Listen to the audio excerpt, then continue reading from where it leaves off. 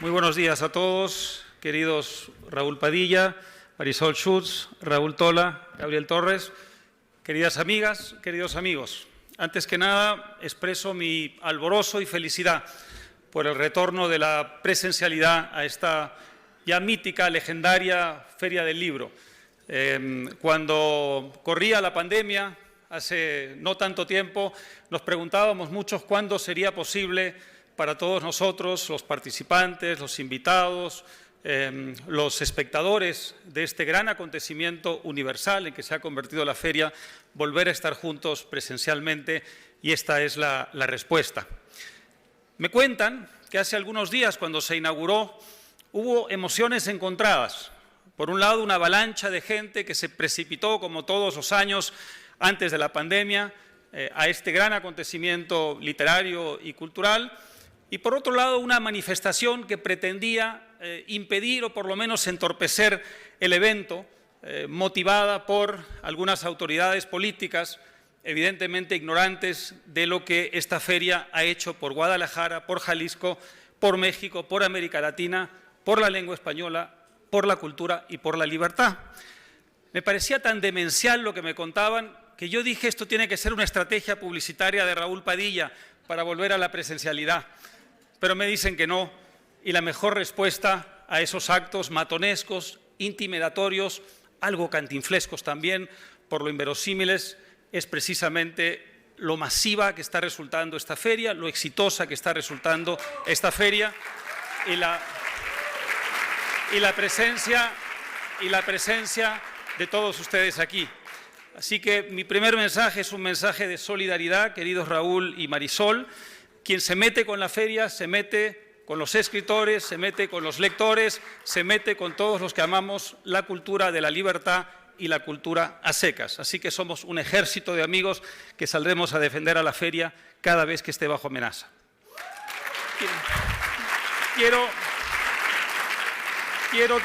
Quiero también agradecer efusivamente a Raúl y a Marisol la oportunidad que nos brindan a la Cátedra Vargas Llosa, que pertenece a la Fundación Internacional para la Libertad. Esa es la razón de mi presencia aquí. Agradecer mucho que nos hayan concedido este espacio. Como saben seguramente muchos de ustedes, existe una Bienal de Novela Mario Vargas Llosa que ocurre, como su nombre lo indica, cada 2 años, y a Raúl y a Marisol se les ocurrió que sería interesante que tuviéramos una presencia no cada 2 años, sino todos los años. Y para eso se concibió la idea de una Bienal de Periodismo, que fuera el complemento, la contrapartida de la Bienal de Novela. No solamente porque mi padre es en ese sentido ambidestro, sino también porque en cierta forma el periodismo es parte de la cultura del libro, es parte de la literatura. Los nexos, los vasos comunicantes entre ambas cosas son muy profundos, las relaciones son íntimas, yo diría casi eróticas desde muchos puntos de vista. El periodismo ha dado a la literatura uno de los más hermosos géneros del siglo XX, que es el nuevo periodismo, lo que en Estados Unidos se llamó en su momento el New Journalism, con grandes escritores que a su vez fueron periodistas, algunos de ellos todavía viven, otros ya no, como Truman Capote, como Norman Mailer, como John Didion, que falleció hace poco, como Gay Talese, que todavía vive en Nueva York. En fin, grandes nombres del mundo de las letras que en su actividad profesional casaron, maridaron ambos géneros, ambos oficios, de un modo que aportó tanto a la literatura como al periodismo. Los libros de Talese se leen como novelas. Su fantástico retrato de Frank Sinatra, a quien nunca entrevistó, es un texto no solamente muy hermoso desde el punto de vista literario, sino también de una cabalidad y de una perfección que podría rivalizar y superar a cualquier texto de alguien que hubiera conocido personalmente, entrevistado infinidad de veces a Frank Sinatra. Del mismo modo que el famoso libro de Norman Mailer, seguramente muchos de ustedes lo recuerdan, creo que se llama The Fight, sobre aquel famoso combate de boxeo entre Muhammad Ali y si mal no recuerdo, George Foreman, el año 75 en el África, una pelea a la que él no asistió. Es también un texto que se lee al mismo tiempo como un acto, digamos, una creación literaria, y también como un ejercicio de reporterismo clínico, como de alguien que hubiera estado allí en la antesala, durante la pelea o el combate y después de tenido lugar ese acontecimiento. De manera que el aporte del periodismo a la literatura y también de la literatura al periodismo, porque este género incorporó las técnicas literarias a la manera de contar, me parece que son uno de los grandes homenajes que se han hecho a la relación umbilical entre ambos géneros. De manera que tiene mucho sentido, creo yo, Marisol y Raúl, que hayan ofrecido al periodismo este hermoso espacio dentro de una feria dedicada sobre todo a la literatura. Para no hablar de la cantidad de libros importantes, de novelas importantes, libros de creación y de ficción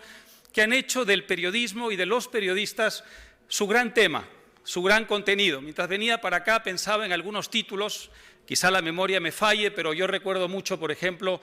una fantástica novela de Evelyn Waugh, el escritor británico, que se llama The Scoop, la primicia, diríamos en español, escrita en los años 30, sobre un caso de un malentendido, un periodista al que envían a cubrir una guerra porque su nombre se parece al de otro periodista, y esta persona, que es una persona muy ingenua, llega a este lugar y descubre el sensacionalismo, la corrupción de cierta prensa,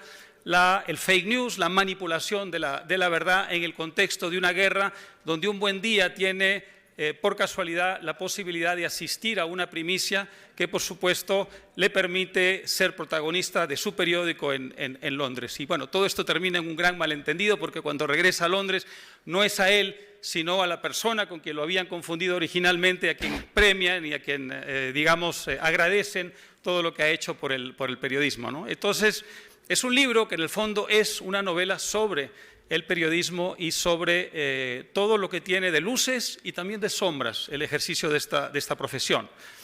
Hay muchos más, The Quiet American, por ejemplo, de Graham Greene, sobre la relación tensa que termina o desemboca en un homicidio entre un periodista británico y un agente de la CIA norteamericano encubierto en Vietnam durante la guerra de Indochina, que también es una exploración de los límites del periodismo y de esa frontera borrosa, difuminada, tenue, que separa al periodista que quiere informar y contar aquello que ve del periodista que se convierte en protagonista de sus propias noticias, el periodista que da el salto a través de esa frontera, que es siempre una frontera borrosa y una frontera muy difuminada. Otro nombre fantástico, el de Tabucchi, por ejemplo, Sostiene Pereira, es una obra maestra, una pequeña obra maestra, una joya literaria que tiene que ver con el mundo del periodismo, un hombre muy gris, un periodista de quien nadie esperaría un acto de osadía, ni nada que rompiera la norma establecida bajo la dictadura, el régimen autoritario de Salazar en Portugal, y que un buen día, por circunstancias que tienen que ver con el ejercicio de su profesión, es capaz de un acto de heroísmo, sorprendiéndose a sí mismo, sorprendiendo a quienes conocen y sorprendiendo, sobre todo, lo más importante, a los lectores. Y en nuestro propio idioma hay una infinidad de novelas fantásticas que también han hecho del periodismo su gran tema. Entiendo que ha estado Pérez Reverte por aquí hace pocos días. Él es autor de varias de ellas. Él fue periodista corresponsal de guerra muchos años y eso inspiró muchos de